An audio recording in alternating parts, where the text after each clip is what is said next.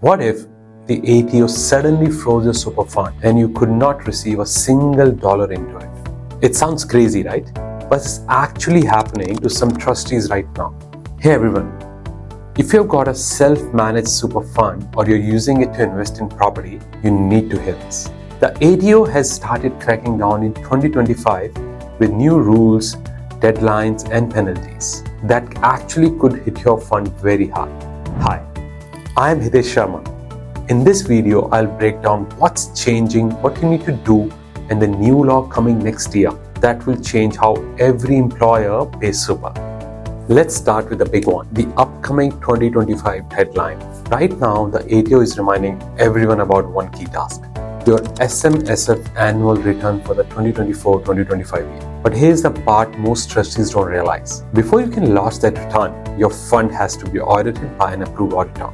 And you can't just do it last minute. You need to have your auditor logged in at least 45 days before the due date. You miss that or skip the audit, and your fund status can change to regulation details removed. That one line basically freezes your fund. No one can contribute, no one can roll money in. Imagine this, your fund's about to receive a $50,000 contribution, but your status is removed. The payment bounces, you can't access the funds until it's fixed. And fixing it can take weeks. That's why so many investors get caught off guard. They think it's just a form, but it's actually the switch that keeps your SMSF alive.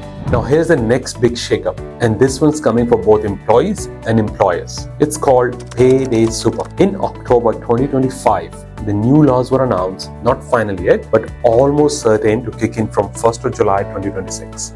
Right now, employers pay super every 3 months. With Payday Super, they will have to pay every time they pay wages, whether it's weekly or fortnightly. It sounds simple, but here's the catch. If you run a business or have an SMSF, you will need to completely rethink your payroll setup. Check your accounting software, automate those super payments, and make sure your fund can receive them regularly. And now here's the sneaky part which hardly anyone's talking about. The Small Business Superannuation Clearinghouse stopped taking users on from 1st of October 2025 and is shutting down completely by July 2026.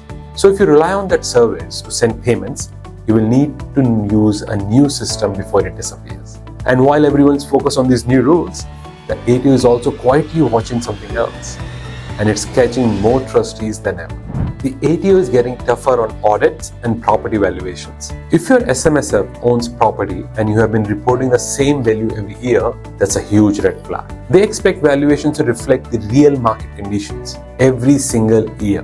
I have seen funds that didn't update for 2 to 3 years and they got flagged instantly during audit. So make sure your property valuations are current and backed by proper evidence.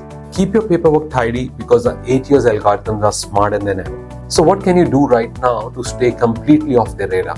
Let's make it super simple. Here's your ATO-proof checklist for 2025. Check your lodgement date. Make sure your 2024-2025 return is done. Appoint your auditor early. Don't wait till the last minute. Very important. Update your property valuations. Reflect the true market value. Get ready for Payday Super. If you're an employer, talk to your accountant now. And one more tip.